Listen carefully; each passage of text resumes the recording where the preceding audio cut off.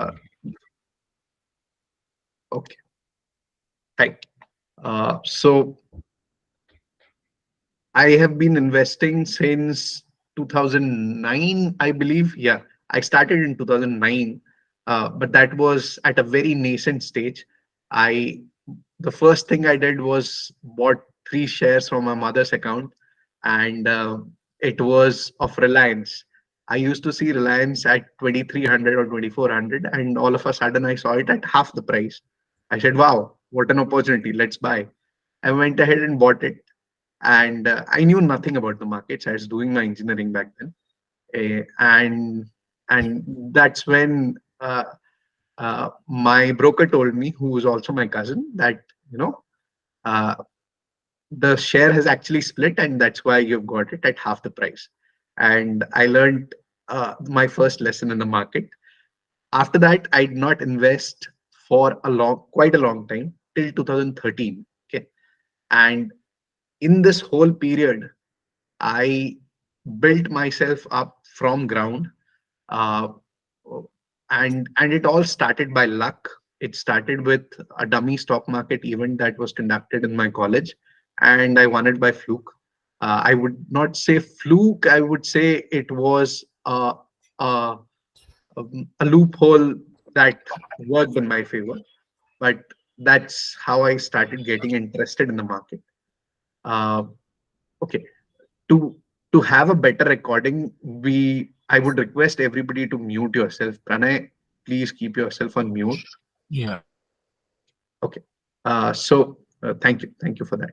So when I won that, I gave long fundas to people that I've won because I've had some strategy.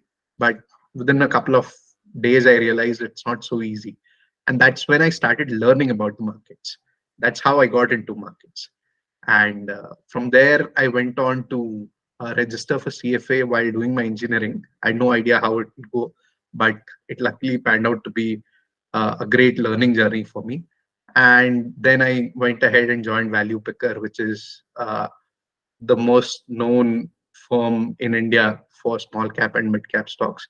It's run by Donald Francis. Ayush Mittal was one of my mentor.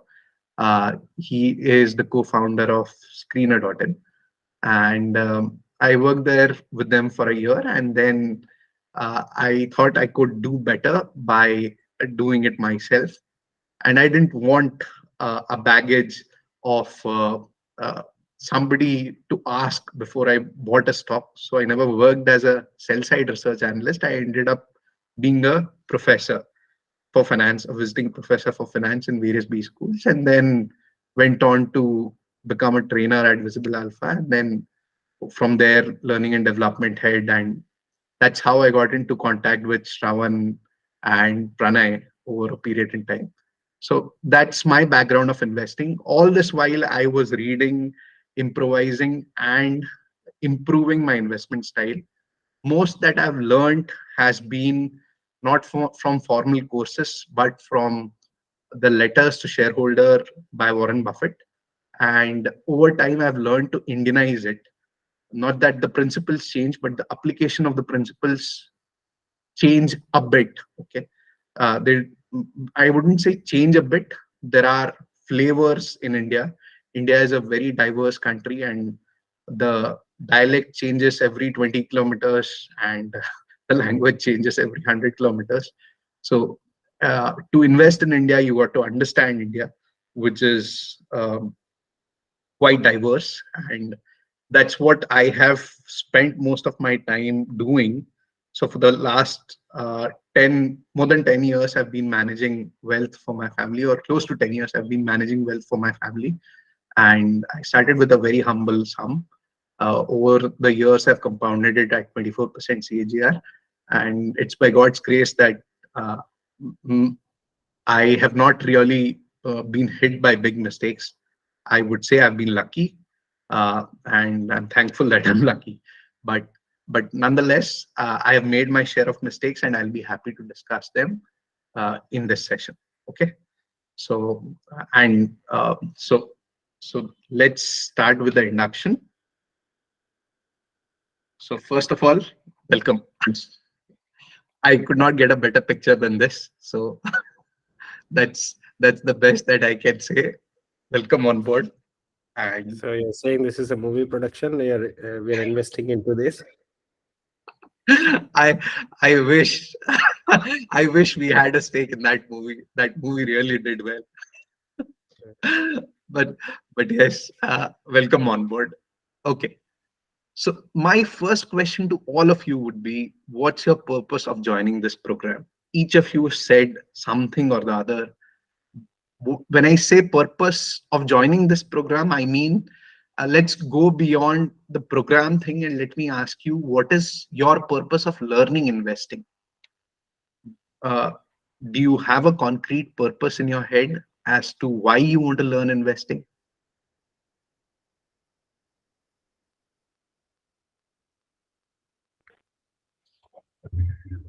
Yeah, kind of. I think, I mean, everybody would definitely have their own purpose. So for me, uh, I definitely want to create wealth for me and my family. Now, the in creation of wealth is not possible through a job. You can earn money, you can make money, you can save money, you can live, but creating wealth is not possible without doing investment. So if you wanted to create a big wealth, as you know, like if you are limited by your own work, if you're doing an active work, you can never create wealth. You can, as long your money keeps coming in, as long as you work.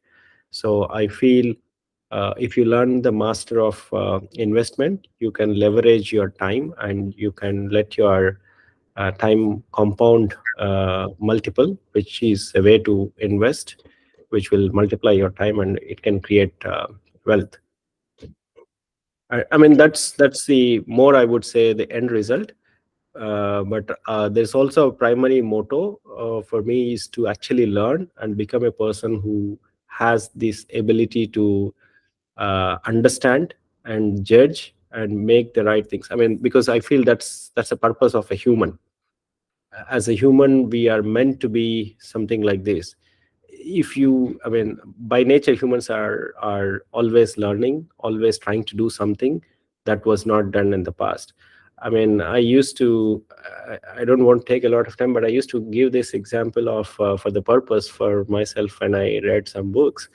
uh, there are so many creatures in the world, all living things. Human is one, but if you look at every other living being, every living being has a purpose. Obviously, there are some natural instincts of every living being. For example, a fish is born, by born it knows how to swim. If you look at, as a humans, we actually tend to learn, right? But if you look at, say, a monkey jumps here and there so easily. It's instinct. So if you take about, I mean, every living organism, like, some their capabilities by default, they can fly, they can do. So what is the speciality of a human being is, I is, of course, everybody says maybe the mind or brain and stuff, but that's not the speciality, because every living being has a brain, right? And every living being thinks, right? For example, if you say a dog, it knows where the food is, where it has to go, what it has to do. Even a dog knows, right? So every living being has brain. So what human has is not brain, is about how human actually evolves and grows, is different from other living beings. For example, if you take a dog 100 years back or 1,000 years back, a dog is still same, or a cat is still same, or any living being, they don't evolve the way humans evolve compared to other livings. Like, they have some different instincts, which is how they are. But humans, if you see 100 years, 200 years, or 1,000 years, they evolve into better and better. They create new things, which is what is the purpose of every human. And that's what I deeply also think, that when I come, it does not matter where I start, but by the time I end, I actually create something, I change something. That's the nature of my instinct and purpose of also coming in as a human. Okay, fair enough. Thank you, Himatri. That's elaborate and good one. Thank you. Okay. Who would like to go next? Shravan, you wanted to go next?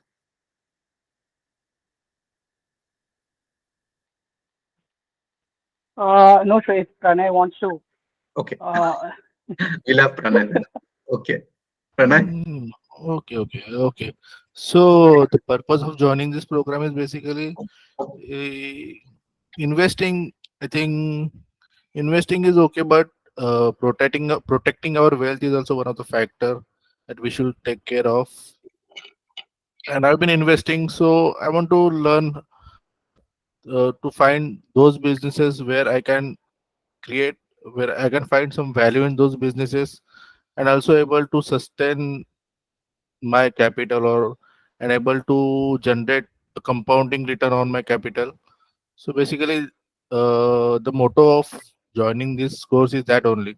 So not, I don't want to buy and sell those stocks. I just wanted to find good stories by analyzing the businesses and finding the what we say. Okay. Uh, Basically, I just want to uh, create wealth for myself and protect the wealth.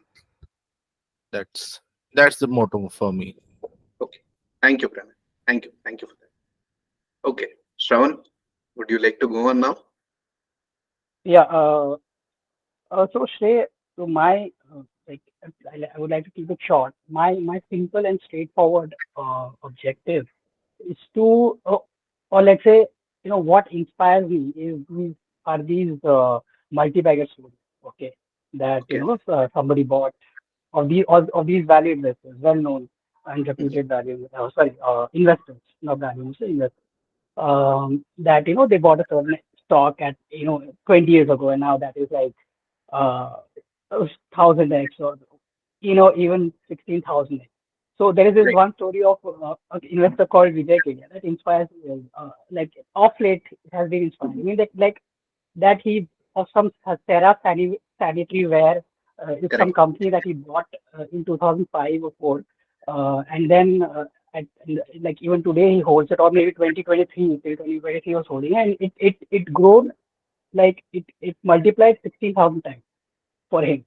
So if assuming if he invested 1 lakh rupees at that time, in 20 years or 18 years, less than 20 years, 1 lakh became 160 crores. I Mhm. mean, that kind of wealth creation, it's not just about money, it's about the idea of making that kind of money. That is Okay. more fascinating than the money itself. That something like that, something as magical as that can be created. Like, so enough of listening to other people's stories. Right. I have this conviction that even if I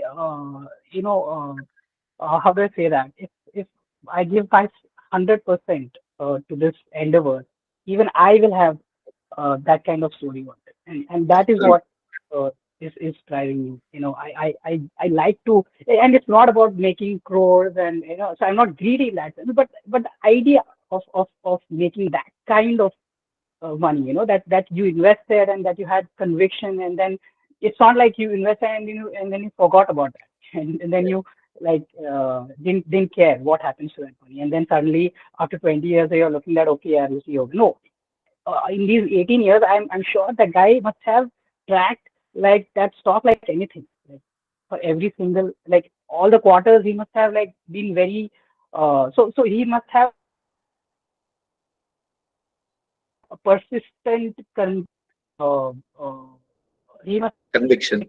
put enough efforts to put enough efforts and labor to track you know, year after year, right? And so much there must have been so many like instances where the stock might have, faced turbulence, right? The business might have Right. faced challenging times, and still Right. he must have had to go through so much of, calculation, like back of the envelope calculation or whatever, to figure out that नहीं ठीक है, मतलब ये अभी गिर गया है, but anyway the fundamentals are not shaken, and let me hold it. अरे ये बढ़ गया, ठीक है, let me not sell it. It has a lot of long runway, enough runway still there. So he held for 18 years. Right. That, that kind of conviction, to build that kind of conviction, one has to have a certain framework, right? And which is like not rigid, it always keeps on evolving with time. But I Yes. want to become that kind of person, who can create that kind of wealth, by picking a multi-bagger like that and then holding on to it. If as long as the thesis does not break. Yeah. So I want to learn Okay. that basically. So I Okay. hope I Fair hope enough. that I'll get to learn. Yeah. Yeah. Great. Thank you. Thank you, Sean, for your answer. Okay. Let's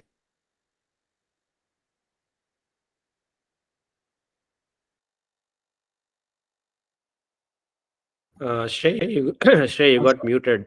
I'm sorry. I'm sorry. So I've got 6 concepts written here. Uh, on my left hand side, or your left hand side, there are potential, purpose, play, and right hand side there is economical, emotional, economic, and inertia. Okay, I'll explain each term. Okay, so potential, we'll start with the bottom one. We'll talk about play first. Uh, this is related to what is your motivation behind doing something. Okay, we are talking in the context of motivation. So if somebody's motivation to do something is play, what does that mean? Why do you play cricket? If somebody were to ask Sachin Tendulkar, do you think he would say that it is because I want to earn money, or I feel emotional pressure, or I don't know why I'm doing it, or it's my purpose to God, or it'll make me a better XYZ, or would it be because of the love of the game? Why did Sachin Tendulkar become Sachin Tendulkar? It's simply because Sachin Tendulkar enjoys playing the game, and he says, I there is a play component in him. Yeah, of course, there is a potential that he might become he would have become the world's greatest batsman when he started, but the reason he could sustain himself for 25 years was because he enjoyed the game thoroughly. That for you is play. Do we understand play, guys?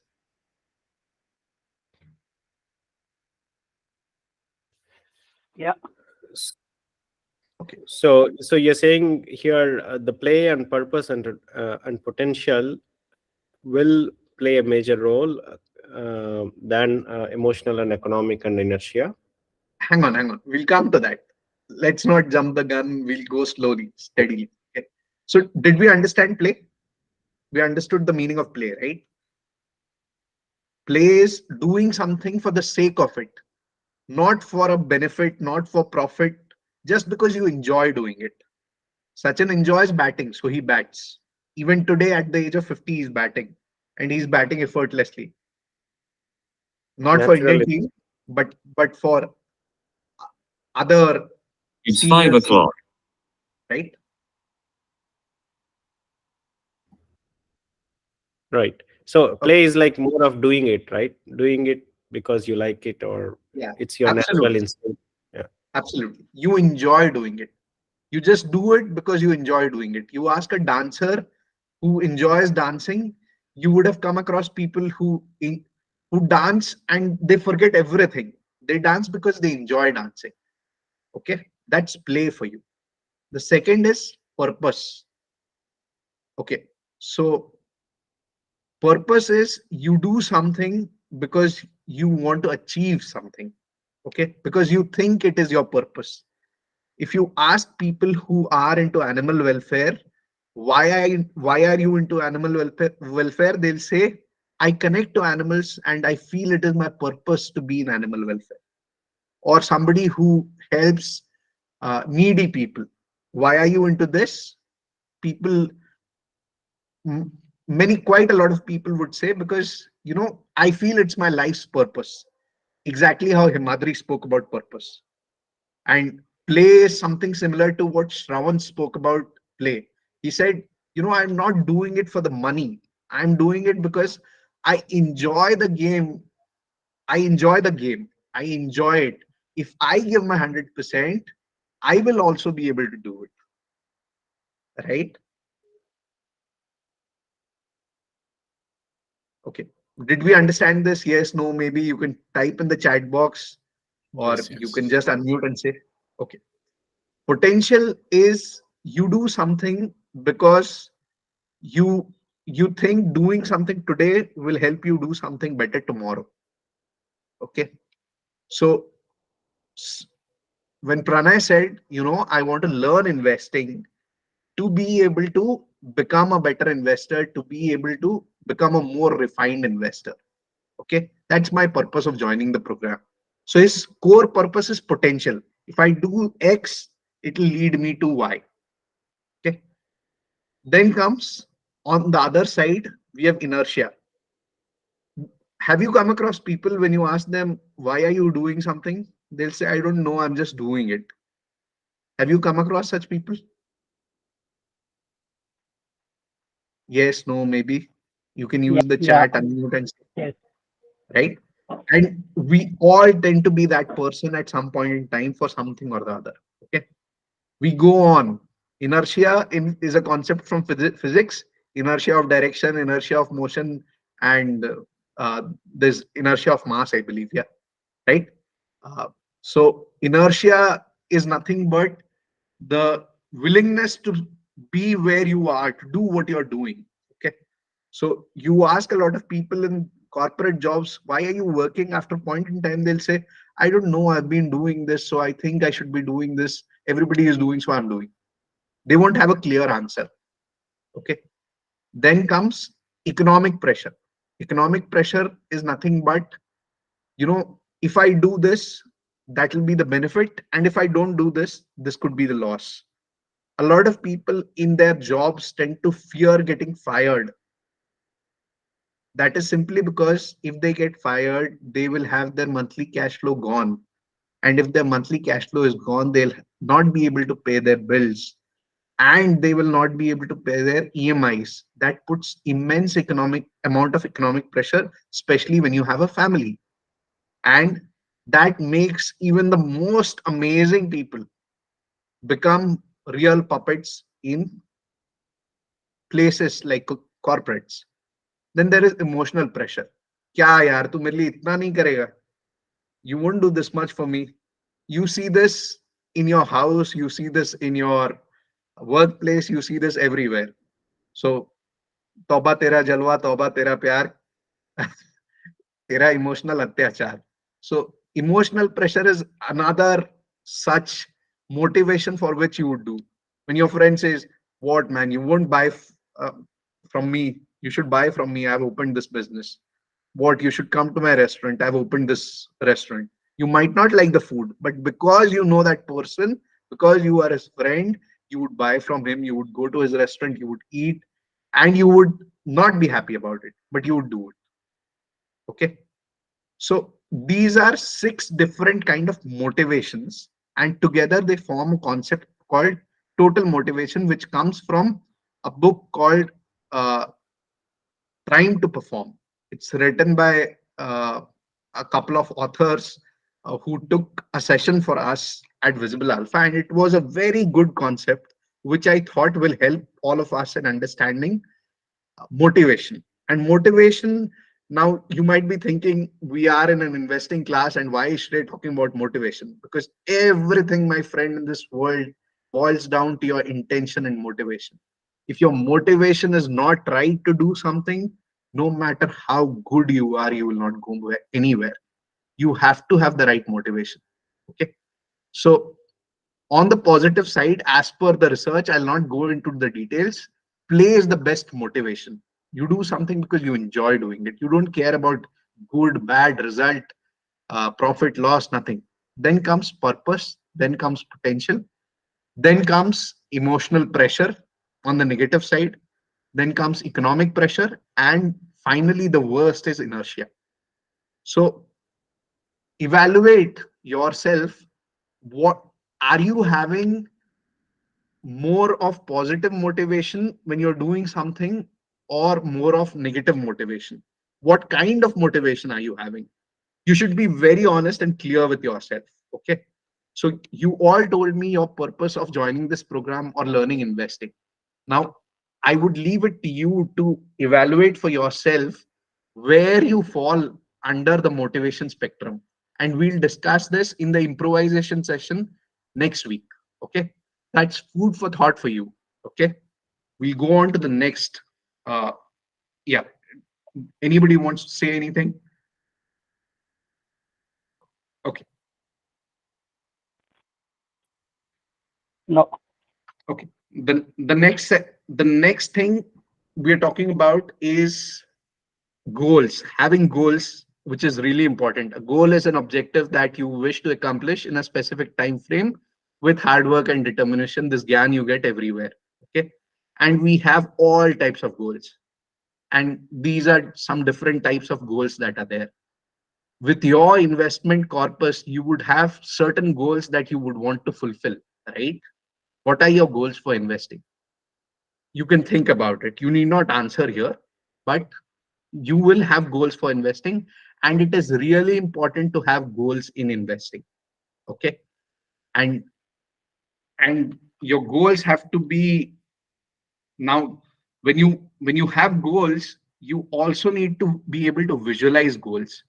You should make a vision board for your life, for whatever part of life lies ahead of you, just so that you could program yourself and visualize what you want. See, while investing is about IQ and EQ, more of EQ than IQ, this is on the EQ or the SQ, spiritual quotient side, that I'm going, and I'm talking about a vision board. This is something that will program you to be positive, constructive, and hungry for ideas. So make a real good vision board for yourself. Make it as tangible, as specific, as measurable as possible. Okay. No matter how unattainable it is. See, if your dreams don't scare you, boss, that's a problem. So have scary dreams, or have dreams that will scare others or make them laugh at your dream.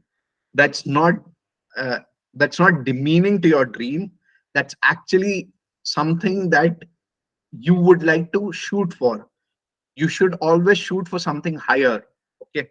And vision board is nothing but a structure to put it all together on a chart paper and stick it in front of you so that you can see it on a daily basis. This is an example of a vision board. So I'll just give you a minute to have a look. You have got travel, love, fitness goals. You've got monetary goals. You've got housing goals, getting out of litigation, etc., etc., and targets that the person has. But do you see that 100,000 written on the top? $100,000. You see that, right? Yes, yes. So that 100,000 is being specific. When you just say, I want to be wealthy, that's a good thing. But you should define your wealth. Whether you'll be happy with 100 crores, 500 crores, 1,000 crores, 10,000 crores, 1 lakh crore, 10 lakh crore, 100 lakh crore, you should define a number. Put a number. Doesn't matter if it's scary. Put a number and back compute and see what CAGR you need to generate and how much amount of extra money would you need to have. Okay. So always have goals that are measurable and specific. It is really important. Okay. So for goals, we have a framework. It's very generic. It's called SMART, which is specific, measurable, achievable, relevant, time bound. I would say, don't go with achievable ones. When we are dreaming for the long term. We don't want goals to be easily attainable or achievable. They need to be specific, measurable, relevant, and time bound. Have scary goals. I would not ask you to have the A between, even though it's there in the framework. But please make a list of your goals. Put a number to your wealth that you want to have by how many years, and put it somewhere, write it somewhere that you can see. and start computing backward as to how much extra you would need to invest, and with that extra investment, what is the CAGR that you need to generate. Okay, that is for you to calculate, for you to do.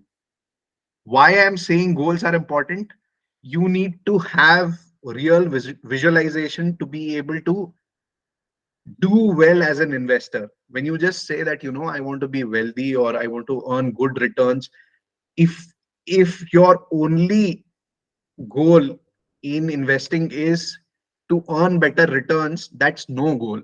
That's everybody's goal, right? Everybody wants to earn better returns. You got to have an end use to that goal. It could be for yourself, for your family, for the society, and anything. But you got to have it, and you got to have it specific, measurable, relevant, and timely. So relevance also depends on you. You could be someone who loves animals and you could just do a dog shelter. That might not be relevant for me or for Shravan, but it could be relevant for you. I'm not saying, Shravan, you would not have it, but yeah, that's an example. Okay, please don't take it personally. Okay, so yeah, now going ahead. You're right, actually, coincidentally. I don't have such goal of having the dog shed. Okay, fair enough, but I do. Never mind. Okay, what's the best type of goal? So the question is, are you living for a purpose greater than yourself? Do you have a purpose which is greater than yourself? Is your purpose of creating wealth greater than yourself? Yes or no? When I say yourself, I mean you and your family. Beyond that, something for the society, something for people who can't do anything for you.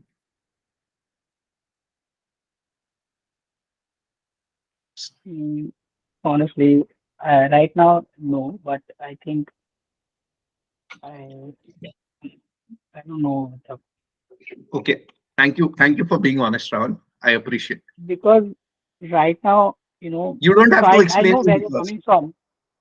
I know It's where you're okay. coming from and to ask this question. It's like for the societal goals or like beyond you and your family.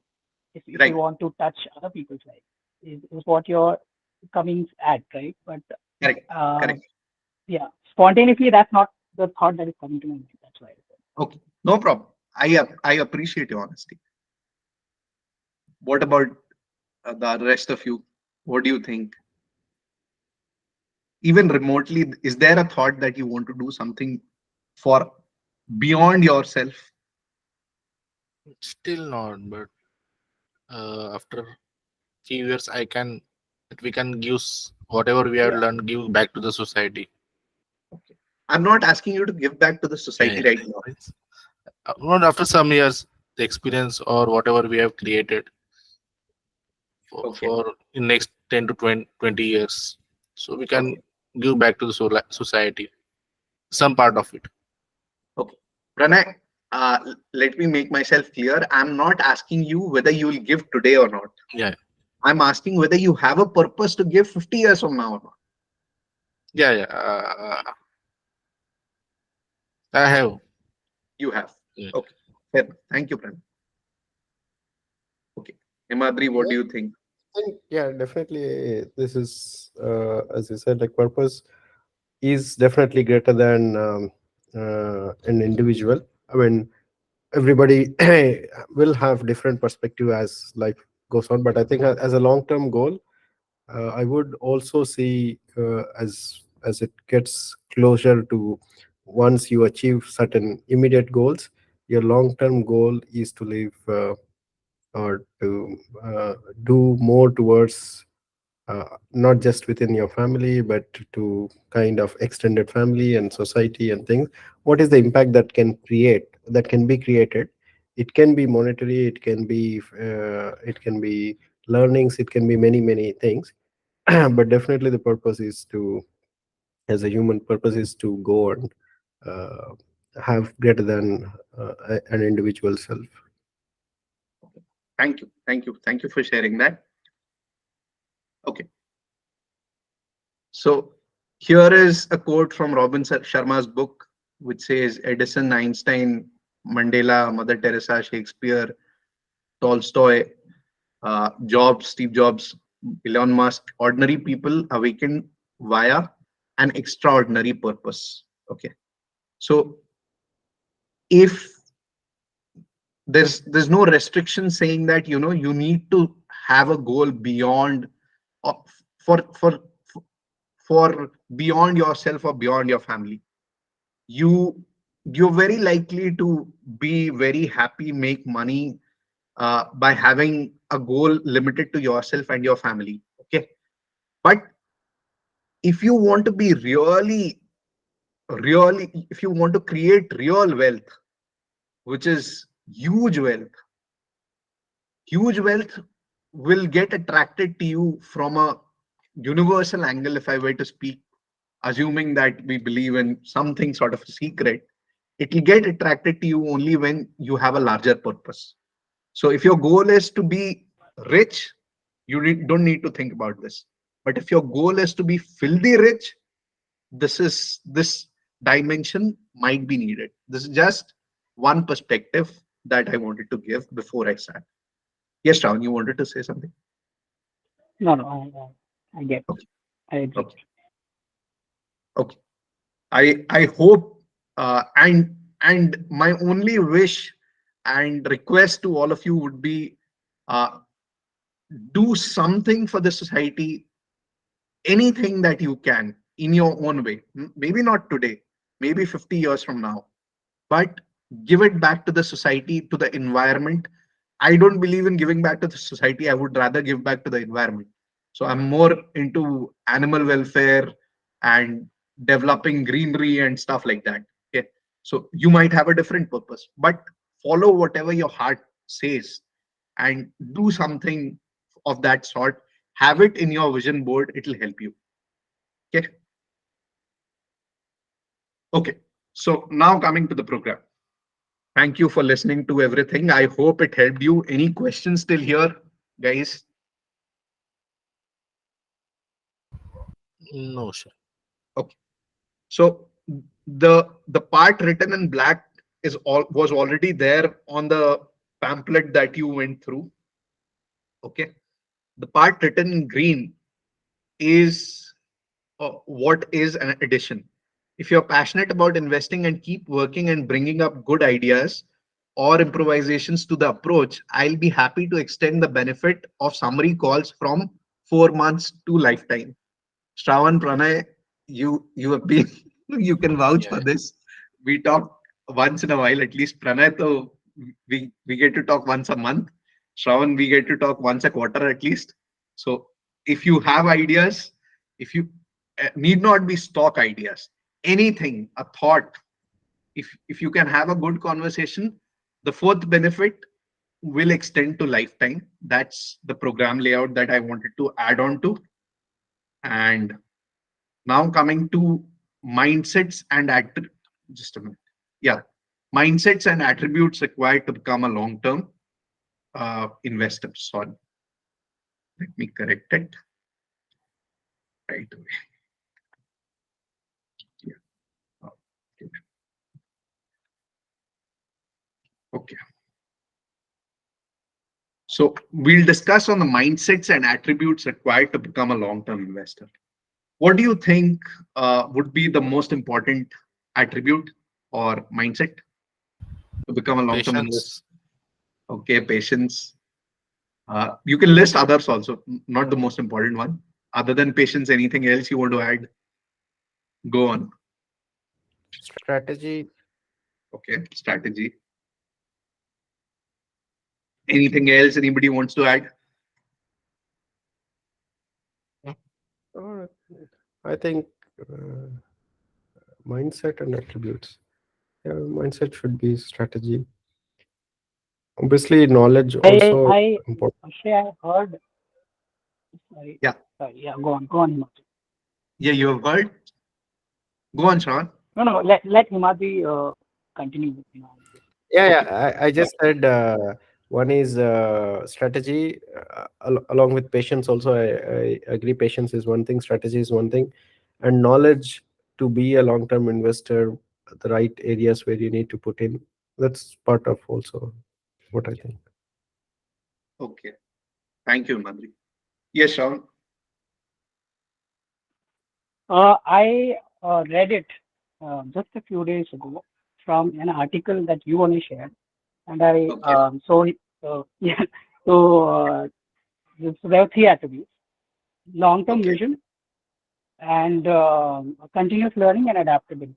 But these are not three different. When I thought, gave it a thought, I figured out that long-term vision is kind Right. of the most important thing that kind of drives continuous learning and adaptability.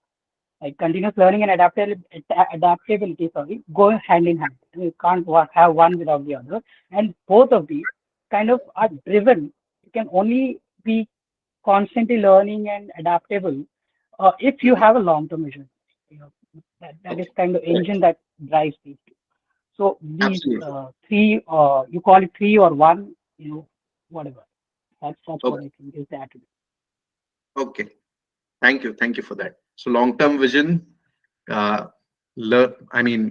continuous learning and Continuous learning. adaptability. We got patience, we got strategy, we got knowledge. Anything else? Anybody? Or I'll delve straight into the content. I will. Okay. The first is to think like an owner. Never ever think of yourself as a shareholder or someone who owns a blinking part on the screen or a piece of paper in the physical world like olden days. Even if you own one share in a company, you are a business owner. Okay. Think of yourself like that. That's the most important mindset. Okay.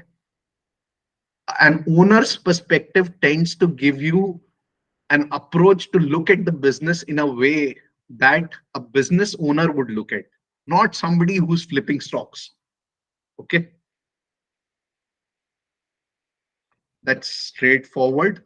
The simple one is the most important attribute. Think long term. What is long term for you guys? How many years is long term? 15 to 20 years. Okay. Thank you, Pranay. And I want you to stick to 15 to 20, huh, Pranay? When you're owning a stock. Okay. Yeah. Anybody else? What is long term for you? Mm, I think for me at this stage, I would look at 10 years as long term. But there is, I mean, if you consider that as midterm, then long term can be like after 20, 30 years. But for me, it depends on, for everyone, it might be a bit of different. But I think at this stage of life, I think 10 years is what I wanted to plan as a long term to achieve as a more focused goal. Lovely. And then it can extend after, once it is nearing, then you extend another long term goal. Perfect. Okay. Thank you, But, Madhu. but Shrey, what do you think currently changing technology, changing? Wait. We have a whole session for Okay, changing okay, technology and changing things. okay, We'll come to that. okay. But don't worry. If I ask you to leave changing technology, I'll give you a rationale for it.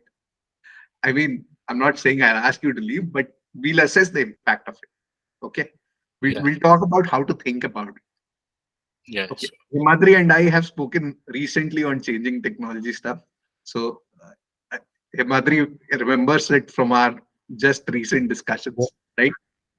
Okay. Yes, yes. But nonetheless, we'll come to it and we'll have it in our session. Okay. Shravan, what is long term for you? And, 10, 15, 20, 30. The range. I mean, Practically speaking. I practically speaking, 10 to 15 years. Okay. When you actually want to see returns in life from stock or from business, okay, when you if you're watching cricket, do you judge a batsman in the first 10-20 balls, or do you give him a long haul in test cricket? We're not talking about T20. Okay. So you give him a long haul, right? So similarly, we are thinking long term in the same way. Okay. And to be able to generate good returns, you got to have uh, a long term thinking, a higher long term return. Okay. Why think long term? This is a particular extract from a newspaper. So just have a look at it. I'll be back in a minute. Okay. You have a look and tell me what you infer out of it. I'll just come back.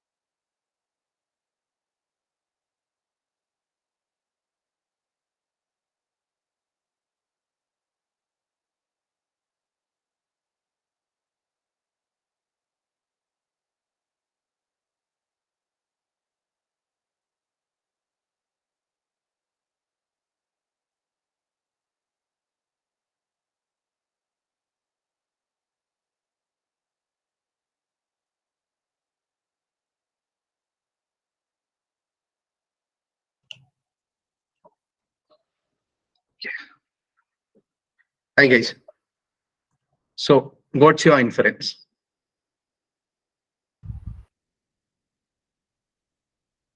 Do you have enough incentive to be a long-term investor now? Yeah, I mean, this says that the probability of negative return is almost zero, Right, beyond 10. right. That's one of the things. Yeah. And the first rule of investing is there are Don't two rules lose of money. Uh, investing. There are two rules of investing. Rule number one, Never don't lose forget. money. Never Rule Never lose number lose one, money. money. And never lose money. the rule number two is Rule Never number forget rule rule one. number two, never Never forget forget doing rule the number one. correct. yeah. And hence we would want to be long-term investors. Make sense? Yeah. So does this say negative return also include the inflation? No, this is not. This doesn't cover inflation. This is talking about absolute return, not relative Abs- return. Hmm. Okay. Okay. In that way, we would still be at a loss, but at a lower loss on the Yeah, yeah. negative. The loss might be 10% instead of zero Yeah. or 20%, but the same thing on positive return, because my kind of thinking and learning is I just wanted to mention 2 points on long term thing. One is definitely for long term, the biggest challenge for long term is, of course, there are two aspects. Is one is like you wanted to get returns in short term. This is one thing, which is okay. Something sometimes you can control, that you don't want return, you can wait for it. But there are sometimes that you invest, but you have some practical needs that you need to fulfill, and that's where you try to make a decision and move to a short term, even though you plan for long term, whether it is family or situational or things, right? Because you invested for something, and then there is sudden surprise that you need to take it out. How do you justify this, or how can we control these kind of things? Never put the money that you need in the short term or in the interim in long-term investing. Only Hmm. put the money that you can part away with for at least 10 years, or else don't invest. Hmm. So we need to divide maybe the money for investment also into long term and short term, something like Yes. this? And short-term investments, if you're looking at stock markets for short-term investments, you will find gurus who can do it. Uh, I'm not the one, and I'll never go to them. And I Hmm. can vouch for a lot of people who would never go to them. So, All right. so that's a fool's fallacy that you can predict the market and you can get returns. In the short term, market is like a voting machine. In the long term, market is like a weighing machine. So I Hmm. would rather prefer a weighing machine than a voting machine. You know what happens with the voting machine, right? Yeah. Today, one candidate is there. Tomorrow, all of a sudden, his chela can become the CM or the Right. PM, Right. right? So that's the clear strategy. Never invest anything that you need immediately in long-term investing. Hmm. Okay. Okay. Okay. Moving on. Live a life to express yourself and not to impress others. Monkey see, monkey do. What happens? Why do you see people buying a new car when they have bought a car just 2 years ago? You ask them 3 times or more than 3 times, they'll end up saying that, my neighbor got it, so I also got, or my relative got, so I also got. Why are you buying? Uh, why people keep changing their phones? Because phone is a status symbol. They don't live to express themselves, they live to impress others. If you live to impress others, you will never be in control of your budget. Your expenses will run faster than your rise in income. And one of the wisest things that you will learn in investing is, like Himadri said, earning money from a job can make you a living, but cannot create wealth. And I'll add another dimension to it. It's not about how much you earn, it is how much you save and invest. If you don't save and invest enough, even 20 crore salary is not enough. Mr. Nes Wadia, who owns the Wadia Group, or is one of the owners of the Wadia Group, you can think how things have gone on for him. He's left with one of the most profitable companies, Britannia, and where are the rest? You can evaluate for yourself, from Bombay 9 to Go Air to everything. Okay. And that simply tells you that even with a gold mine, if you live to impress others, it will never work.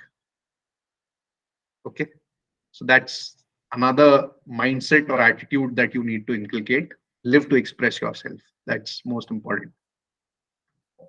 The next one is evaluate opportunities on reward per unit risk.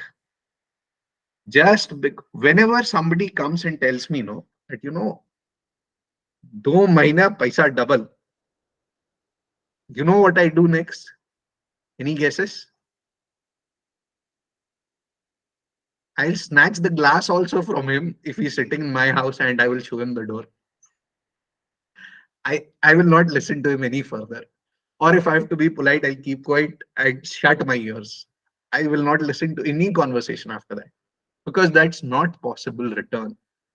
You have, if you try to make money very quickly, you might earn once, twice. The third time, you would end up losing your shirt, which is not something I'm interested in. So you got to evaluate reward for the unit risk that you're taking. Only when and and you have opportunities always in this world which have less risk for the same reward. Okay. We discussed, Himadri and I, and both of you are fairly familiar. I'm talking about Shravan and Pranay, that when you buy a recurring revenue business, uh, that has, if the reward for it is similar to that of a commodity business which is cyclical in nature, then you know for sure that the recurring revenue business has less risk, right? Do we agree, guys? Yes. Yeah. and that's why we value them. So that's why we value them highly, and hence we are looking at reward per unit risk. Never just look at the return. Anybody who focuses only at the return is like the batsman who hits every ball in the air and expects it to go to the boundary. Boss, one good ball and you will be gone. Okay. So just I mean, I still wanted to understand. Yeah. So you're saying if the reward is more, risk is more, No, or that's as per the diagram. Hmm, You brought a very pertinent point which we'll discuss going ahead. Okay. okay, Since you right. brought it, I'll speak about it. If I give you a revolver Hmm, with no bullets, 6 holes, no bullets, put one bullet and roll the magazine and put it to your head and say, if you survive, I'll give you 1 million. You take hmm, the bet, you live. I put 2 bullets, roll the hmm, magazine, and now I say, if you survive twice, I'll give you 2 million. That is risk and reward being in tandem, or when reward rises, risk rises. hmm, Okay. hmm. Whereas in investing, for example, are you familiar with HDFC Bank? Yeah, yeah, I'm using So HDFC. HDFC Bank has been falling lately. Okay. Hmm, Let's say its worth is 1800 rupees. Let's say, for example, I'm saying, okay, here hmm, we are not talking about anything else. Let's say it is 2000 rupees. hmm, You could get the same company for 1800 1.5 month back, hmm, which is at 90% of its fair value, hmm, right? Now you're getting the same company at 1400, hmm, which is at 70% of the intrinsic value or the fair value, hmm, right? hmm. Now, in which case is your risk more, at 1300 or at 1800? Yeah, yeah, obviously at 1800, risk is more. Correct. And your reward is less. Yeah. But at 1300, your risk is less, but reward is more. Hmm, So the linear nature of risk and reward exists only in theory to explain certain things, but not in the world of investing and business. If you are a savvy guy, you will be able to get higher return for lower risk, or same return for lower risk. hmm, If you start thinking that way, thinking that orientation has to come to you, and you have to have that flexibility, because when you go to conventional people, they'll say, when risk goes up, price goes up, right? hmm, But not necessarily everywhere when risk goes up, reward goes up. No, it doesn't happen like that. You have to come out of that mindset and think very flexibly on your toes. You have to be adaptable, like Shravan said. hmm. Okay. Any questions, guys, till here? No. No, Yeah. nothing from my. So what you're saying is you should always look for reward without any risk. If there is With risk low is risk there, or with no risk? yeah, low risk or no risk should be your fundamental. Reward should always be there. If Right. there's Yeah, if there is no reward and no risk also, it's of no use to go and invest. No, no. If there is reward for no risk, it's an amazing investment. No, no, There no are reward, no risk. Or no like reward, no no, risk is charity. yeah, it's like no point of That's investing in. NGO. That's NGO work.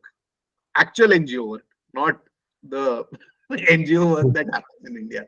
Okay. Okay. So Okay. we should look at always this equation, this side of quadrant where you have reward and low risk or no risk, Yeah. not any other quadrant. Yes. Yes. Yes. 100%. You should never look at the first quadrant, the the one that is between no and yes. Yeah, the lower bottom and the top bottom also should not be there, because if there is high risk and high reward, even that's not a good sign. So Exactly. you should always look for low risk and high reward. This is the quadrant that you should look at. Exactly. If you want to make See, if you want to make a century, you have to survive couple of overs, which means you have to take low risk, right? Hmm. So low risk is really important. That's the cornerstone of business or investing. Okay. Right. We spoke about ability, knowledge. Knowledge is of no use in the markets. Ability to convert numbers to stories and vice versa. Narrative and numbers, the value of stories in business, is the most important thing, most important skill or attribute that you need to have. What do I mean by that? Can someone explain? Ability to convert number to stories and stories to numbers. When you are screening companies on screener, what are you doing? Pranay, Shravan, Basically, we are finding the good businesses from this. We are able to filter good businesses. so Uh, good businesses have a story, and based on that, you convert it into number and try to find whether the business is good or not, right? yeah. So you have converted story to number and used it as a pattern to identify businesses, correct? Yes. Okay. Himadri, we looked at couple of businesses in our session, right? Uh, Yeah. where we had good businesses and bad businesses, and Right. we have certain attributes in those businesses. There is a certain structure of the business which is in the form of story, which is the the product quality, the product review, or the service quality, the service review, the pricing of the service or product, and it converts into financial numbers. So you are converting good business story or narrative into numbers and then searching for them. You can do the vice versa also. The more conversant you become at this narrative to numbers and numbers to narratives, the better investor you will become. Ability to write four in number and four in letters is a great skill that you need to develop. And it will be not Hmm. just four, it will be quite different. Yeah, so what you're saying is all the numbers that you look at, you should be able to explain the numbers or create a story out of it by trying to see if this is high and this is low and this is high, what does that mean? You explain it in a way which you should be able to tell, or give kind of a risk profile, or maybe whatever it is should be able to explain. Right. Or if somebody explains a story, you should be able to back interpret and see whether that story tells revenue higher or profit higher or risk higher or something Margin like. If higher somebody, or operating cost higher or yeah, ROE higher or turnover higher. That's how i you think go. I think which goes back to the same thing, which is also the other way around of interpretation, which you just said, that if somebody comes and tells in 2 months you get double the price, which means it's a story. You should back with the numbers, which tells that this story, if I go in numbers, it doesn't work, so it doesn't make sense. Exactly. Yeah. Absolutely. Which makes it also same. So if somebody comes up with a business plan, obviously they give you a lot of story, not the numbers. So we should be able to back interpret that story with numbers and try to evaluate whether it is a right investment or not. Correct. Yeah. Okay. Great. Shravan, you want to say something? No, no, sure. Okay. We are all together on this. Yes, yes. Then thinking in terms of probabilities is another key skill that you need to have. What is thinking in terms of probabilities? You should know. When you said no risk, there are very few things that will be for no risk. Okay. So there'll be some risk associated with it. And you need to be able to convert it into a probability number. You would not be given by management or anybody. You have to do it in your head. What is the chance of this happening?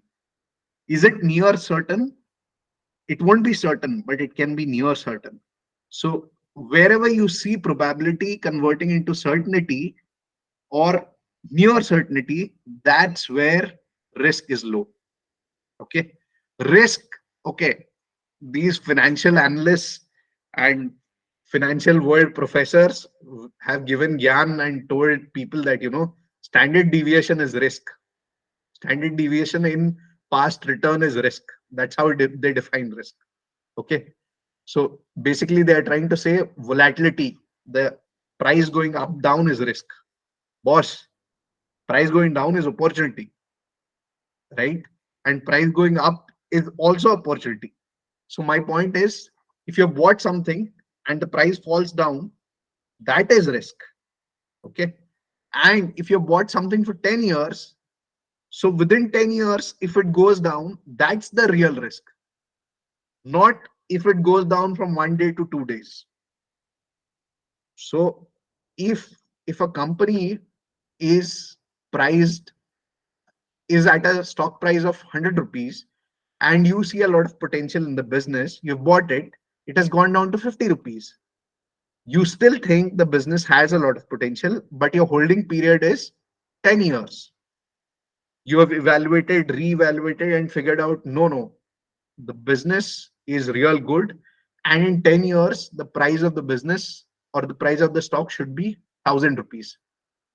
Then whether it goes from 100 to 50 to 200 or 100 to 20 to 200, does that matter? It doesn't, right? So the path, it is not path dependent. Volatility is not risk. Okay.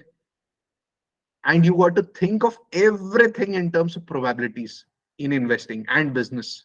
The better you are at probabilistic thinking, the better you will be in investing in business. And when I say probabilistic thinking, I mean subjective probability. I don't mean objective probability. Oh, this will happen. Let me go calculate. No, no, no, no. From your experience, you have to estimate what is the chance of this happening. And you have to update your probabilities as situations unfold. Right? That's the real Yes. adaptable part of business. As new variables kick in, how things will change in terms of resultant probabilities. Say, for example, you were in the telecom business and you could be Airtel. You were the market leader, but all of a sudden Geo enters. Now, do you think the success probability of Airtel changes dramatically, drastically? It does, right? Yeah. But Reliance also entered the dairy market. Did it change the prospects of Hatson, the largest private dairy, or Amul, the largest cooperative? No, not materially. Why? How can I say that? Because they ended up selling their business to Heritage Foods later. Now, again, they've entered the market. Why am I saying that? Is because those two are very different businesses. One is where you keep the cost real low. You can invest and get the cost low. You can build machinery, you can build towers, invest crores, and things will happen. So, investment is enough to take care of a lot. Investment and execution is enough to take care of a lot of things. Maybe the weightage of both is similar 50-50 or 60-40 or whatever. Okay. But when it comes to the business of milk, collection and distribution, which is the execution, is 90% and capital is not even 10%. I mean the weightage. Okay. In such a business, no amount of muscle power, the great muscle power will not change probabilities. So you have to assess this yourself as to whether entry of a huge player with deep pockets can change the dynamics of a business or not. Can it change dynamics of commodity retail business? Yes, it can. Why? Because capital is more important, execution is important, but not so much that it will dramatically tip scales, right? Whereas, let's take the business of newspaper. Okay. So everybody at a point in time used to fear Dainik Bhaskar entering their territory. Have you heard of Dainik Bhaskar? Anybody heard of Dainik Bhaskar, the Hindi newspaper from Madhya Pradesh? Yes, I keep Yes, getting yes. some links and articles. Yeah. Right. So Dainik Bhaskar is a real aggressive newspaper. Before the online media really became a big thing, people used to watch out for Dainik Bhaskar trying to enter a territory. If they entered a territory, they would go very aggressive. Execution is important, but not as important, or not as important as it is in the milk business. It has weightage of maybe 60%, but 60% is not enough to tip scales. So that's how you think of businesses in terms of probabilities, or business analysis in terms of probabilities. So what you're saying is we should develop this concept of doing the probability estimations on things, and obviously it is dynamic, so it keeps changing based on the information that you put in, because like in the example what you gave, so it is, we should be able to gauge the difference between whatever that investment versus execution, whether in this business is more or not, and we should keep up to date. Obviously, if there are technology innovation or if there is new things coming, maybe previously investment might be more and execution is less, or sometimes now maybe execution is more relevant than. So so we should always think in terms of this probability and come with a better understanding as we understand the business world. Right. Absolutely. And you should think of probabilities in every dimension of your life. If Hmm. you start thinking in terms of probabilities, you won't just become a better investor or a better businessman. You will become a better human being. You will, Hmm. you, when people come and tell you, oh, this is surprising, you would be like, yeah, it's less likely scenario, but it would have panned out sometime, Hmm. right? I mean, you right now, you would not expect. Uh, are you following the test match India is playing with England? Yeah, yeah. Okay, so the most probable thing right now is India likely to put up a huge total and India winning. But you have Ben Stokes who can Hmm. go crazy anytime. You've got the whole team playing baseball cricket. If Hmm. things were to turn dramatically, boss, all of it can change. So there is a small possibility that England can win. There is next to zero possibility, or very little possibility, that it'll be a draw, but it can happen. If it Hmm. happens, you would be surprised, but if you follow the game and you keep updating your probabilities, you would not be surprised.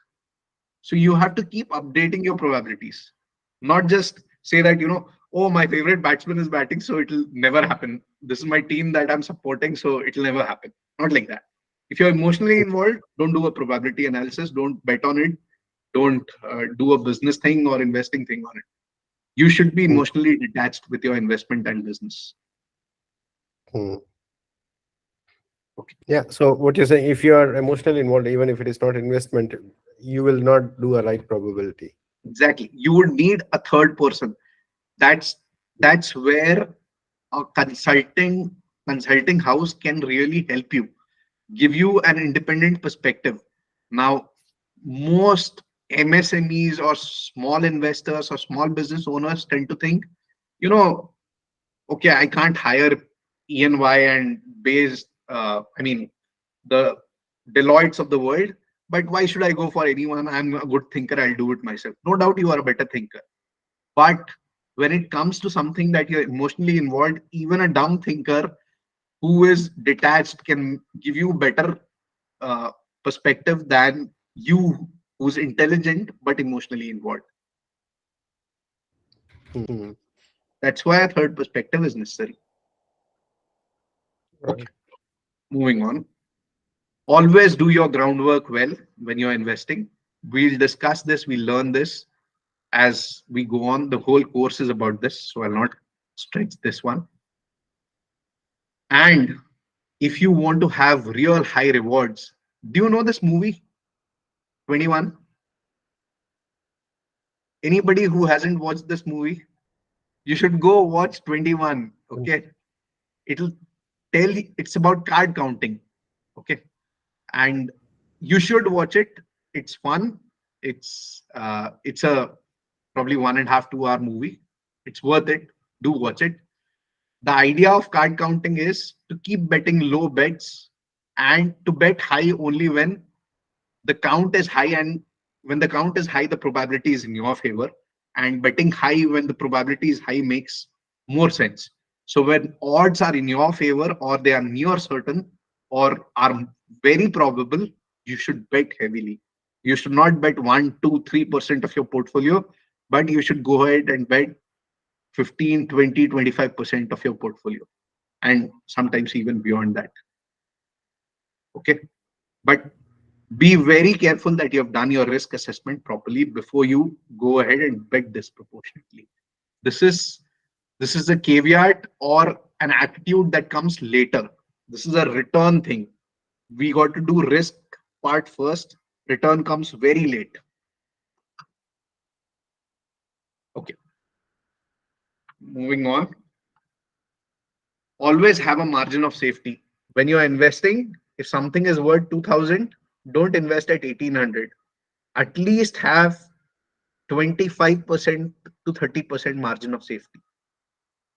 Okay, margin of safety is a concept from engineering where in earlier days in uh, the Roman Empire, wherever bridge was built, the bridge maker was made to stand under the bridge while huge cargo went through it, so that if the bridge collapsed, he would die, and with the fear that he would die, he would make a better bridge.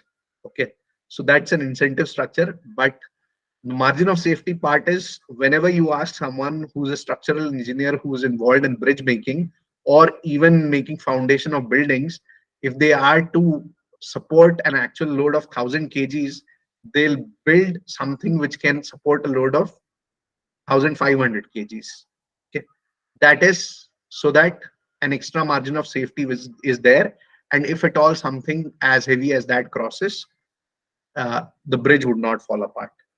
uh, One corollary here is, uh, back in the olden days, as per Bible, there was a king. I forget his name. I think it was King David, who asked his council to come up with a phrase which would stand the test of time. And people thought a lot for months, and they came up with a phrase called "This too shall pass." This too shall pass. The phrase equivalent of "this too shall pass" in investing is margin of safety. That's the underlying attribute or attitude to have. Okay. Another mindset is to stay within your circle of competence. If you don't understand something, no matter, even if Shakira comes and dances or Shakila comes and dances, do not go and invest in it. Okay. So my point is that you should know. It's not how big your circle of competence is, how well you know the boundaries of your circle of competence. So if you were to ask me, Shrey, will you, I've come across an amazing pharma company, I've come across an amazing chemical company, I've come across a small player which is into commodity business. Will you invest in it? Shrey, will you invest in power sector? I'll be like, boss, that is something I don't understand. I'll not go there. I would not do that for banking also. Pranay would remember it, right, Pranay? But I've started doing it off late Yeah, yeah. because over the years I've developed that confidence that I understand it. I've got it within my circle of competence. Try, test, only then increase the circle of your competence. No matter how much you are attracted to something, don't cross your Lakshman Rekha, which is the boundary, circle of competence. Okay. Uh, and Another thing about circle of competence is, uh, are you getting a background noise at my end? No, Shri. Okay, fair enough. No. Thank you. Thank you. Thank you. Okay. There is a Bharat that is crossing. So hence I asked. Okay. So people get married and they do so much of pompous show for acting. Just a minute. Sorry, I had not switched on the charging. Okay. So always know the boundary of your circle of competence and just don't go beyond it, no matter how lucrative the deal is. So if people were to ask me today and tell me that, I'll give you a very good piece of land, why don't you invest in a new piece of land? I would just simply decline, no matter how good the deal is. I would not put any fresh capital in land. My family has already done it for the last 100 years, and I'm really burdened with handling all that. Investing in land fresh is something outside my circle of competence. Probably in the far waters, I would not do that. It might be in your circle of competence. You could do that, but know where your boundary is. Just don't cross it. You ask me to invest in new age technology business, I'll never invest in it. Simply because I can't predict what will happen there. Not that I don't understand it or I don't want to understand it, but if I can't predict something or be reasonably accurate about my prediction, I'll not go ahead and do it. And that's an attitude I would request you also to develop. Anything on this?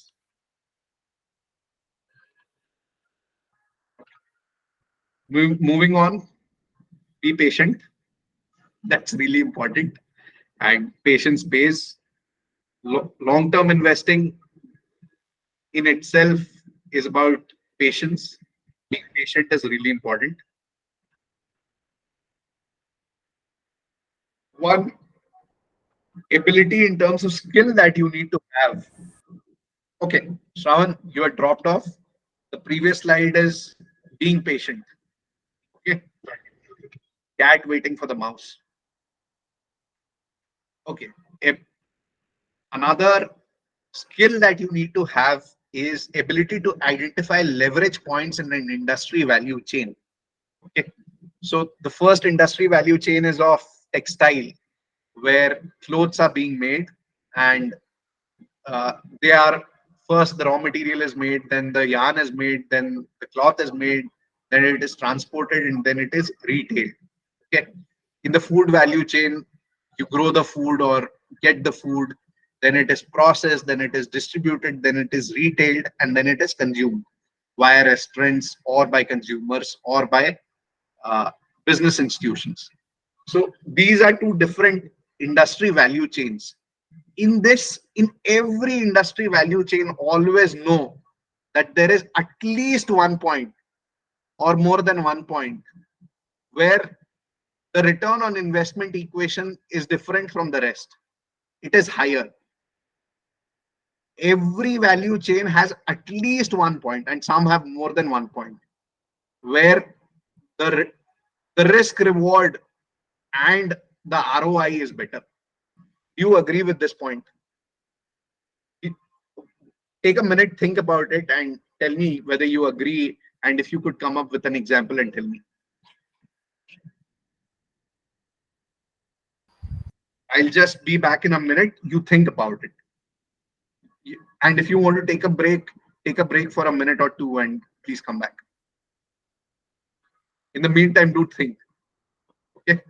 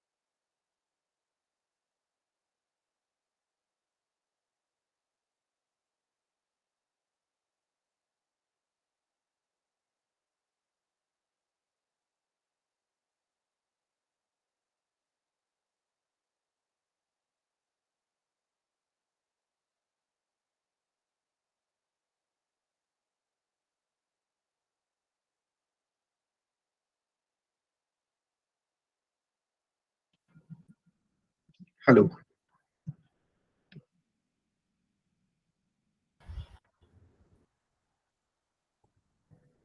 Hi. Yes. Sure. Okay. Any thoughts? This is an important and interesting one. So, any thoughts on this? So you're asking to identify the leverage points in an industry value No, chain, no. like what? I'm not trying to ask a question here, but I'm trying to ask if you know of an example of a value chain where you see a point or multiple points having higher profitability and lower risk, or either of two or combination of two. I think I know in business. I think I may not be right, but say in theater business, Inox or PVR, we should have our if we have our own production house, Mhm. then it's better for us to we don't have to pay the license fee or there's something over there, Right. and that's how our margins gets improved in if we have our own production house Okay. for those rights or something. Okay. And if there are some business which they have to pay license fee or something for that film. So Pranay, while you might be right for a one dimension of fee, I am not referring to revenue part only. Okay, okay. I'm referring to the ROI and the risk, either both of them or at least one of them. Okay, okay, Either risk being low or ROI being high and risk being low. okay. I think I don't have any specific example, but one of the classic examples would be, that of the food chain, that you're showing, Mhm. where let's say corn producers or the farmers, Mhm. they and think of kurkure, Mhm. and so the farmers are at the mercy of various things, various factors. So they're Absolutely. they're all, but kurkure maker, he's selling 5 rupees or 10 rupee packet.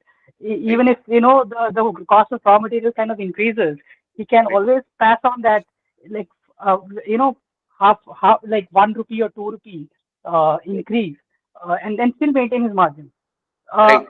so just thought of it, like Absolutely. of the cost, but then, I Absolutely. mean, In it's the not very case, specific, but then, yeah. So, so right from one end of the spectrum of the value chain to uh-huh. the last end, which is like the corn producer to the kurkure eater, right? Right. So the guy who's making the kurkure, he is maybe leveraging. Right. He's at the point where he's getting higher return on investment and also lower risk, right? Because Absolutely. yeah. That's a brilliant example. Sure. That's a brilliant example. Do we all agree with that example? Do we all agree with Yes, that part? yes, yes, yes. Yeah. So just to summarize, so what he's telling is the manufacturer has a leverage of adjusting his price so that he can always maintain margins. So here he is not just the manufacturer. Here he is the brand owner also. Yeah. So you have manufacturer, brand owner in one. Okay. So the brand Kurkure, I'm assuming that the manufacturing is not outsourced. It is in-house. Okay. Okay. Yeah. PepsiCo owns the brand and does manufacturing. Say suppose now that you've brought that point up, even if PepsiCo got it manufactured from third party, who do you think is going to benefit? The manufacturing third party or the owner of the brand? The owner. The owner of the brand, right? So Yeah. you see how disproportionate profitability is taken in a value chain for Kurkure, right? Hmm. Yeah. So the leverage is, so we need to identify who has in this chain, who has that leverage, who can actually not get disturbed by by the variation in the market. No, it's not that he will not get disturbed by the variation in the market. It is that he is relatively at low risk Low risk. and is at a better risk reward equation, which is Hmm, return on investment, hmm, hmm, right? Okay, I'll give you an example here. So let's take the value chain of cotton yarn, manufacturer, transporter, and the retailer. So cotton is a commodity. Farmer doesn't gain much. Farmer, as it is exploited. hmm, Yarn making is again a commodity business unless you have some specialized yarn making, which I've heard of only one company to have, but I've not seen sustainable results. Then there is cloth manufacturer who hmm, gets his machinery updated, or his in his industry the new machinery uh, gets 15%, at least 12-15% more efficient every 3 years. So there is recurring capex there, and there's no value for manufacturing. So hmm, and and there is a brand owner like hmm, Aditya Birla Group owning Arrow, Arvind, Louis Philippe. Sorry, not Arvind. Arrow, Louis Philippe, uh, Peter England, XYZ, everything. Okay. hmm, And then there is a transporting third party, and then there is a retailer. Who do you hmm. think has the value here? Do you think the brand owner is ever interested in manufacturing? No. No, right? He gets it No. manufactured from Silvassa, where you have Hmm. got n number of people who would be happy to manufacture, or in Surat, or in Tamil Nadu. What is the textile hub of Tamil Nadu? Sorry, I forget. Tirupur. Tirupur. Yeah. So, or in West Bengal, and Hmm. he puts his label and sells it. If I were to go a step further and look at another one, which is Manevar. You've come across Manevar, right? Have you Yeah. ever been to a Yes. Manevar? How much do they cost for a bloody kurta pajama? Yeah. At Sorry. least basic kurta is 3,000, 5,000, but Right? advanced is 15,000, 20,000. Most basic kurta, people who go and buy there are legends. Advanced kurta to is a liability that you are getting married, so you have to go there. You have to spend 20-25. Okay. Yeah. So let's leave the legends aside. But if we talk about normal people, if they go and buy a kurta from there, do you think Vedant Fashion, which is the owner of Manevar, uh, manufactures everything on its own? Does it have factories? No, I don't think. Yeah, they don't have factories. They get it manufactured, they put their label, they do the QC, and they sell it. They own the retail chain. So the front end is owned, the back end is not owned, because that's where the margin is. Do you think he's at a better risk reward position compared to the whole value chain? Do you think the old man who's sewing the kurta, or the labor who's working on the thread, or the farmer who's growing the crop of cotton, is he taking lion's share of profit, or having a better ROI or less risk than the brand owner and the retailer? No, right? No. Hmm. So you got to think But like this. yeah, so I think 2 points here. One is definitely somebody who is the brand owner has has a power of controlling things better. Is it because of the investment that he brings into this brand? That's why he is able to leverage it.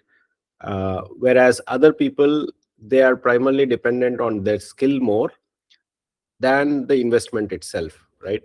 Because I assume that most of brand owners or whoever is trying to control has also put in more investment, and that's why they can actually leverage it, like compared to like the farmer or other people. They're also maybe investing, but not maybe to the same amount of value. Like the guy who is actually building the brand, he has to buy in bulk, manufacture it in bulk, and then create value for it, whether it is on advertising, whether it is on many aspects to actually create its brand value. But obviously he's able to invest in all of this so that he has that power of leverage. The other people are not actually doing all of that, and they're not investing into that.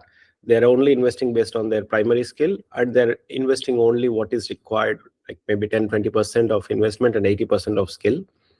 Whereas the brand owner is maybe doing 80% of investment and 20% of skill, and that's why he has a better leverage power. Can we understand something like this? No. See, not necessarily. Okay. Why I say not necessarily is because uh, just because you're investing, it's not about whether he's investing more or not. Is Hmm. he choosing the right segment or the right part of the value chain to invest in? If Hmm.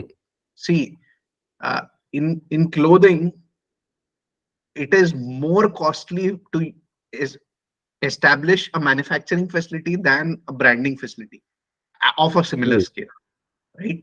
Hmm. So, so If you were he- to do 10 crores or 100 crores of, say, 10 crores of sales in cloth, or establish the brand and sale, what says, if you were to invest 10 crores of machinery to build manufacturing and make profit out of manufacturing, so you're saying, like, if you have an opportunity to invest 10 crores in a manufacturing facility and try to sell to all brand outlets, the margin that you make, what says 10 crores I invest in building a brand, give it to manufacturers, and establish this business, so I have a better leverage of controlling my price and my margins to control, than if I invest 10 crores in making a manufacturing facility, right? That, absolutely right.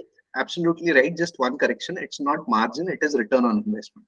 yeah, right, yeah, the profits or return on And investment. Yeah. so it's not about the amount of capital, it is the choice of the location of investment capital, investment of capital.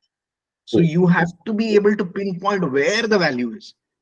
If I Hmm. were to take the value chain of automobiles, Hmm. who do you think has immense value in terms of either better ROI or lower risk or both? This is a very tricky one.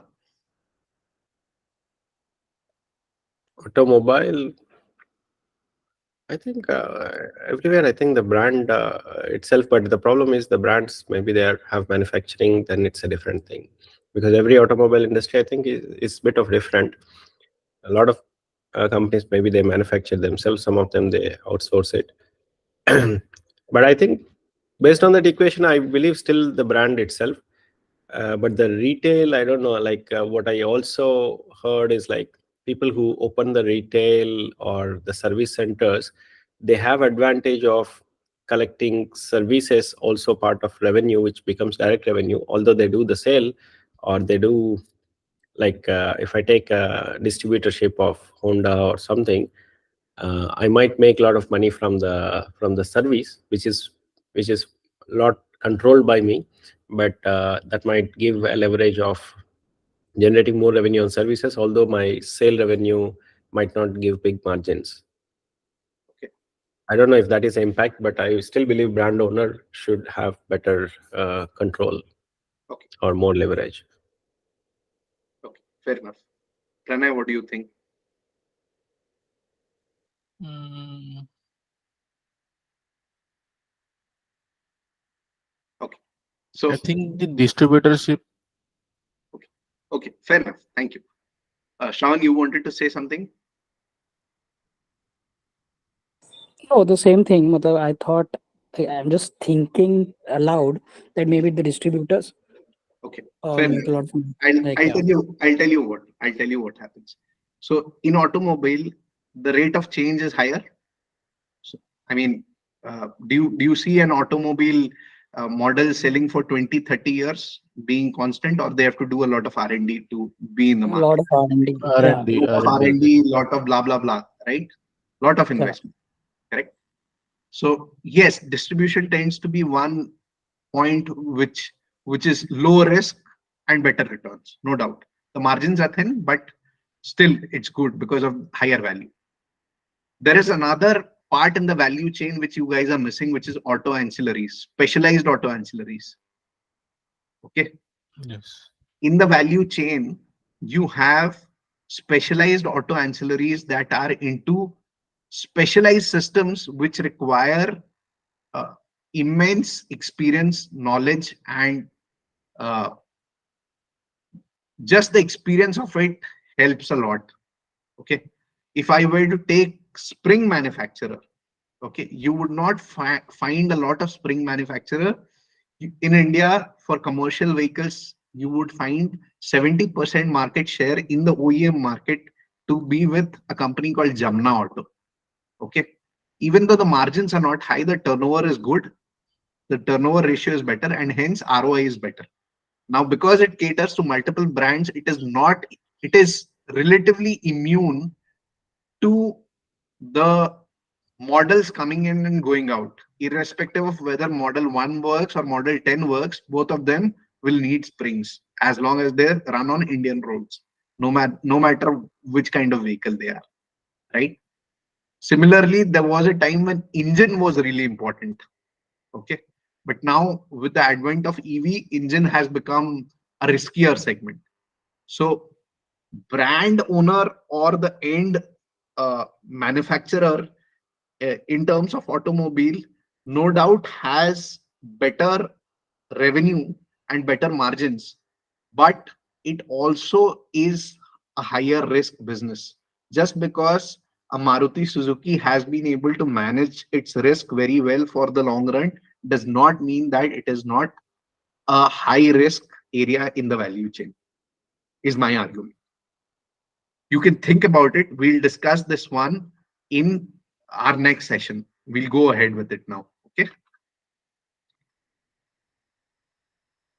What is the leverage point in the value chain? We discussed uh, ability to identify. Okay. The next slide is ability to connect dots. It's not just about data or information, and neither about knowledge, not just about insight. It is about whether you can derive wisdom out of the insight. You can do some higher level thinking. See, just because the earnings came good, the price will go up is is not something that a person of your caliber should be doing. You should be thinking what will happen if you were to talk in terms of chess parlance. You should not think about the next move, but about the third or the fourth move. That is possible when you're playing chess. And that is the ability to connect dots, ability to connect different pieces of information, financial, management analysis, business analysis, and connect it to uh, the valuation, and then see all of it together.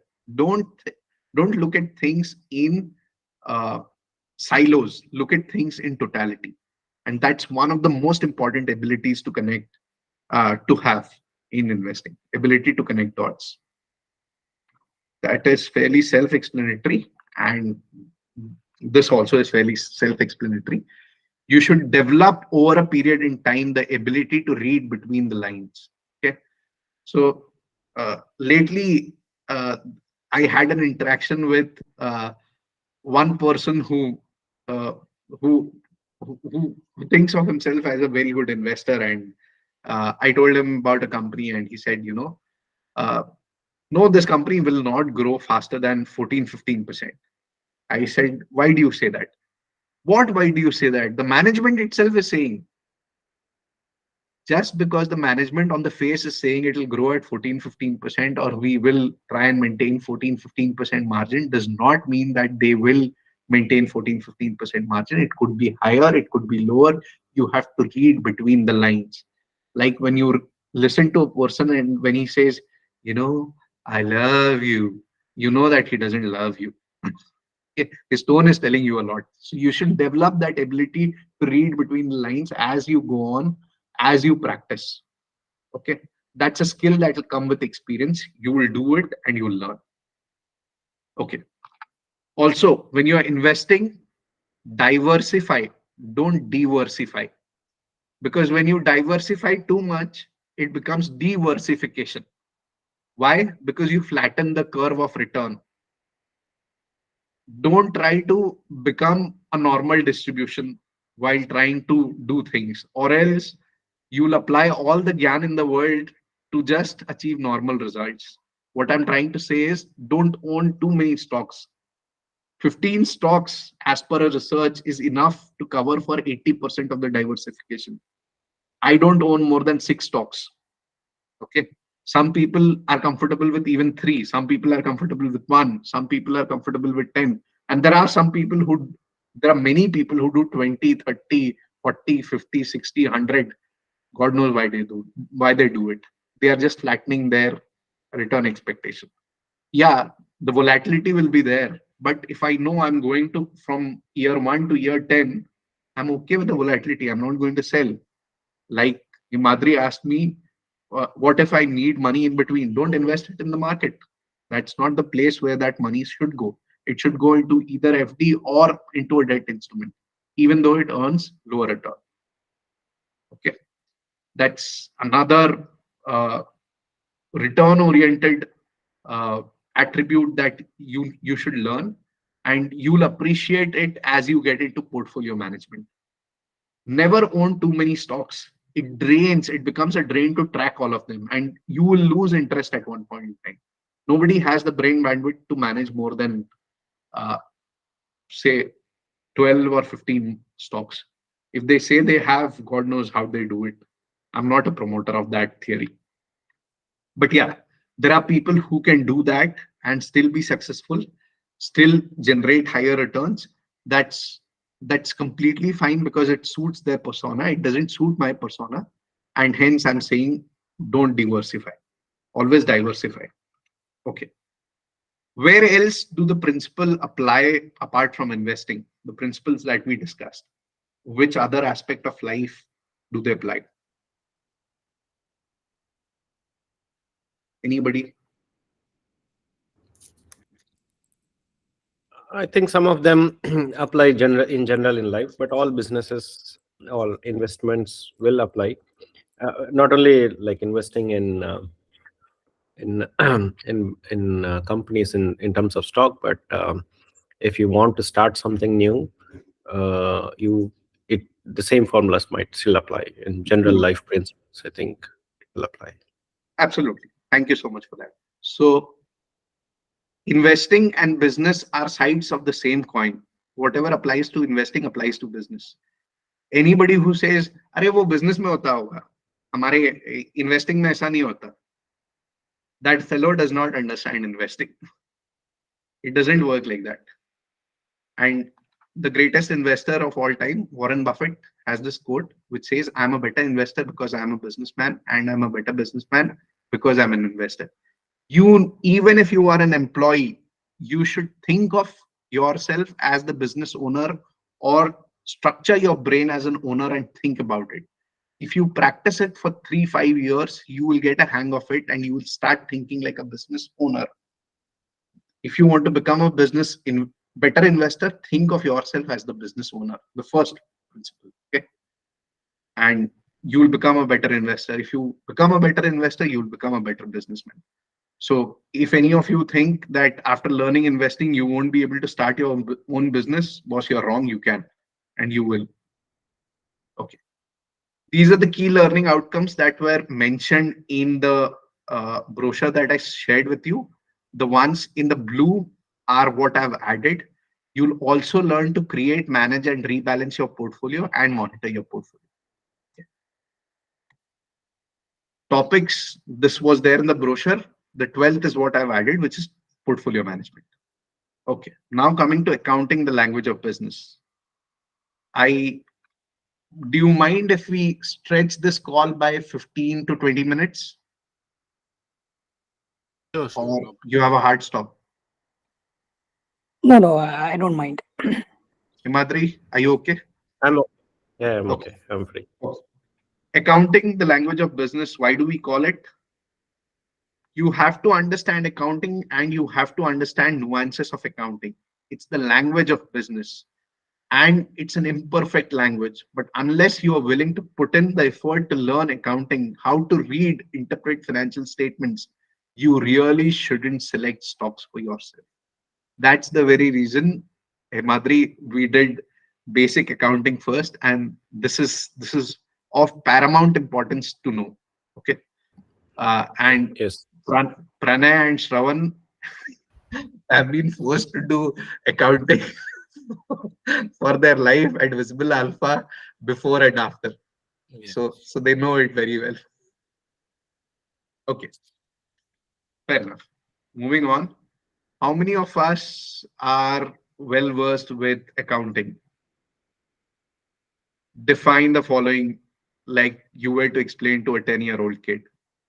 So, balance sheet, let me give you multiple choices so that we can move on quickly. Is balance sheet like a report card, movie, or a photograph? I think report card. It's a movie. It's a photograph. Sorry, it's like a photograph. It's a photograph. Report card is something else. Pranay, do you agree it is a photograph? ए भाई तुम लोग को सिखाते समय मैंने बोला है ना सब स्टोर वेरिएबल होता है बैलेंस शीट में. Balance sheet is like as on given day. You As all on. know accounting better than me. You are accounting grads, not me, right? So it's a photograph, na? Yeah. Okay. Cash flow statement, is it like a movie, report card, or a photograph? Report Photograph. card. It's a report card as well as a movie. Yeah, because it shows the correct cash Flow cash. during the whole year. Yeah. Same goes with income statement or P&L. Okay. Yeah, I think income statement is more like report card, and cash flow is like more like movie, and balance sheet is like a photograph. Cash flow and income statement both are like movie and report card. Cash flow is a report card that the teacher knows of properly. Income statement is what the teacher tells if he likes the student. You know, the student is nice, he's good, and when he comes back, he'll say, "Dunna pot, you are of no use." That's cash flow. Okay, Dunna pot basically means buffalo in Telugu. I'm right, I hope, right? Yeah. That was one word that our class teacher would love to use. That has stayed with us. Okay, moving on. Here are the three financial statements. I have kept it small. I've merged a lot of things just so that we focus on the right parts. All of you are familiar with them. Uh, what I want you to do right now is print it in color. Okay, two copies. In one copy, you match, you draw lines between income statement to balance sheet and balance sheet to cash flow and income statement to cash flow on lines that are directly related to each other. Like inventory is related to COGS and inventory is related to change in inventory or change in current asset. Correct? Right? Right. Okay. So that's the primary one. Okay. Then you take another printout and connect anything that is indirectly related or is of higher order. What are indirect relations? Indirect relations are like a low margin business, a low gross margin business cannot have very high receivables. Correct? Boss, if a petrol pump earns 1 rupee per liter and he sells 50% on credit, how long, how many days will it take for him to go broke? Very quick, right? Yeah. So that's one connection. You form your connections. See, this is not a perfect exercise. It is to trigger your brain into thinking, and you have to think in real higher order also. Okay, Pranay, are we clear? Yes. Shravan, you have done this exercise, remember? Yeah, I Hello? mean, so in the second printout, you're saying the second order thinking, or what should be the Second, outcome? second, Yeah. third, fourth, fifth, whatever order it goes. No, but then what uh, do you want? What should be reflecting in that second printout? Like after our exercise, my exercise of having connected at that higher level. So first was okay. Uh, First thing was okay. We oh, just yes. simply draw lines between all Right. the directly related items. In the Second, second sheet, in the yeah. second sheet, also draw lines in the in the indirectly related items, Okay, okay. and come up and share with the group what are Mm-hmm. your indirect findings. We'll try Okay, to find something new that even okay, I don't know of, and I can claim I don't know of a lot of things. Okay, okay, we learn. We all will learn, and you never know that insight will help us find the next multi-bagger. See, okay, if there's a quote that says, if I'm given 6 hours to cut a tree, I will take 5 hours to plan how to, or I'll take 5 hours to sharpen my axe. Okay. So this is the sharpening axe part. Do it religiously. I know it can be a bit frustrating for all those of you who have done accounting at an advanced level, but do it. It's really helpful. Okay. So you want two things, right? One is direct relation. The other is what can trigger the The other opposite. is indirect or higher level relations, higher Hmm. order relations, indirect relations. The Okay. first First is sheet direct is just for relation. knowledge. The second sheet is what will get you insights and wisdom. It will get us one step closer to wisdom. Right. Right. Do we understand this, Pranay? Yes, yes. yeah, So, yeah. so basically, we need to connect the dots, just like, Yes. yeah, yeah. Perfect. So I want you to Are connect. you sharing this presentation? I don't have Yeah, access to. I will share. I'll share. I'll share. Okay. Don't worry. Okay. These are the various matrices that we will discuss during our session. Next time, I'll not explain it right now because we are past our time. I have the explanations here. You can go through them. You have to understand. I want you to write down what each of them mean. Okay. What do you infer out of each of them? Your understanding of each of the ratios. Okay. There are only 20. Why do you think I'm restricting it to 20? Boss, our point is not to find a lot of data and information, but to find more insights that can lead us to wisdom. So these are 20 ratios that can be applied across industries to most industries, except banking and insurance and stuff. Okay. Most industries, it is applicable. Okay. Yes. Okay. Now, coming to implementation of learning outcomes, here is the uh, implementation part that you need to cover and come for the next week. First is print and do the first and higher order connections in two different sheets. Then second is, if you haven't registered on Screener as a user, do a free registration, not a paid one right now. You can do later. If you want, you can do it now also. But I think we are some time away from it. So don't waste your money early. Next is calculate the above discussed ratios for three companies for at least 3 years, for at least 10 years or maximum available data on screener.in. Choose simple business models, simple companies. Don't go for complicated ones. Don't go for banking, pharma. I don't understand. If you understand, good. You can tell me. I'll be happy to listen. Uh, Prepare common size balance sheet, fund flow statement. Difference between subsequent balance sheets is fund flow statement and common size income statement. Okay. So I want you to prepare common size balance sheet.